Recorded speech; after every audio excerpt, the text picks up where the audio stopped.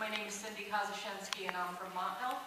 I'd like to say thank you to you for replying to my email to you in a very courteous manner, because that doesn't always happen when we disagree. I was laid off in 2012. At that time, I purchased my own health insurance directly from Aetna for $270 a month. I believe the deductible was $4,000. I don't have it written down. Copays were low. It was a good plan for me. It gave me exactly what I needed, and I could afford it. I kept it as I searched for a part-time job.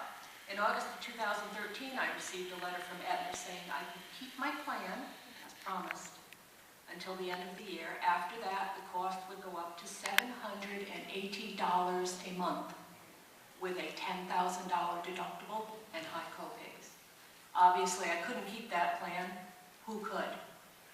If anyone here has an employer who pays for any or all of your health care, be very grateful, because it's not happening all that much anymore. In December of 2014, my plan with Aetna ended and I became uninsured. My doctors were happy I became a cash patient, because many of the plans on the exchange were not paying their bills. I would love to be able to have my original plan back. My daughter and her husband with 2 children, same boat as me, unaffordable health care, $800 a month with an $11,000 deductible. That's over $20,000 a year out of pocket. Nobody can afford this. I understand there are tensions in DC. Things have to change.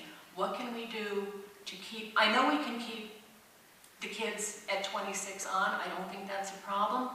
Pre-existing conditions have always had a guarantee through the states that you could get insurance. You may have to pay 3 or 4% more for your premium, but we need to work on this, because I'm sure, even though I'm only 3.9% uninsured, there's a lot of us out there. So, I mean, thank you, and I, tried to really signal that I don't think we're in the paradise here in terms of, the state of play that's here. Again, if you look at the 112,000 that enrolled for the qualified health plans, probably 3/4 of them, have some form of a subsidy to help take the sting. And I know, there are people, and I understand, and that's really where the rub is that people who fall above that threshold. And so, what I would say is there should be a couple of different ideas to sort of address that issue. Number one, the spike that took place in 2017 in terms of premiums, and if you talk to the folks at Aetna or Cigna or Connecticut, I mean, they will tell you that when the last Congress removed the reinsurance mechanism, which is a way of trying to stabilize premiums, that's what was one of the big factors that caused the spike in 2017 in terms of premium costs. And again, we use reinsurance mechanisms in Medicare Part D. That's one of the reasons why premiums in Medicare Part D have been actually quite stable since the law was first passed. We use reinsurance for flood insurance. We use, which is another federal program, we use reinsurance actually for nuclear power, for terrorism. So this is not some crazy idea. I mean, we could do that to really moderate and change the trajectory of what happened in 2017. I mean, the other is that obviously we need to find ways of and the subsidies were pared back.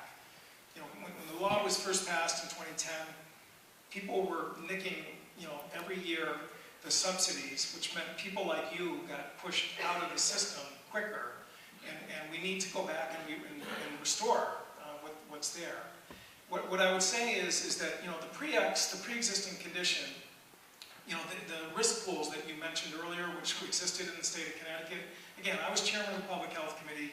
Connecticut was one of the first states in America to pass a risk pool. It was back in the 1970s. We haven't had a balanced budget since you left. No, well, okay, thank you. So, but if you really look at the premiums, it was much higher than just an additional 3 or 4%. I mean, I could tell you stories of people who use the risk pool, because it concentrates the sickest folks in a risk pool. And I was talking to a gentleman a couple days ago whose wife's cousin was in the Connecticut risk pool right before it phased out, when the affordable, and she was paying $50,000 a year in health insurance through the Connecticut risk pool. So, having said that, I mean, if we get a signal from these guys, they're really serious about going in and taking care That's the 3.9%, and that's a real problem that you described. I'm all in. I mean, really, I get it. I paid health insurance as a small employer before I went to Congress. Those are big numbers that you cited there,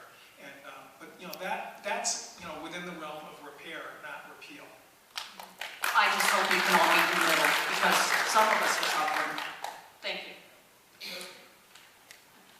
Good evening, I'm Dee Goodrich from Stores, and first of all, I'm very heartened to hear about all the town halls that are happening across the country, especially related to healthcare. That's very encouraging. So I have two quick questions. One is, do you have any sense yet whether that drop in age that you described happening in Connecticut from 39 to 35 is a nationwide trend? And second, do you have any sense yet if there's at all a chance that Republicans can, call it repeal and replace, but kind of go around and really start to think about, how do we work on actually fixing this versus blowing it up and starting over? Thank you.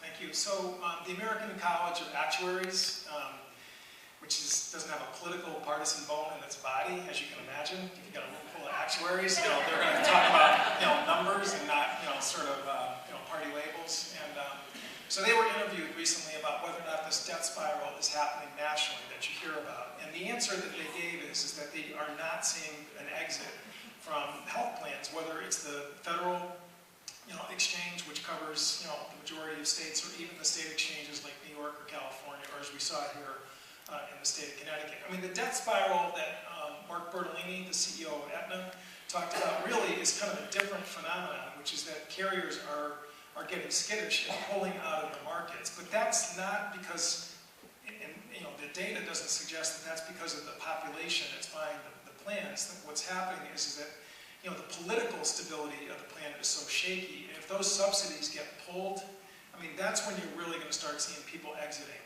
Because as that woman who just spoke earlier here, for people of even lower income than herself have to pay the full premium, then people are just going to drop their coverage. And that's really the question of the day, is whether or not, if they need more time, if they want to sort of spend more brain power in terms of trying to come up with ideas, I mean, I can understand that, but you've got to fund the system, starting at the end of March, which is when the budget runs out, and just to make sure that next year's enrollment isn't going to just totally collapse. The two carriers in Connecticut, Blue Cross and Connecticut, have already signaled that they're going to be filing rates. They're staying in the system, but they are watching Washington like a hawk, because if those subsidies go, they're gone.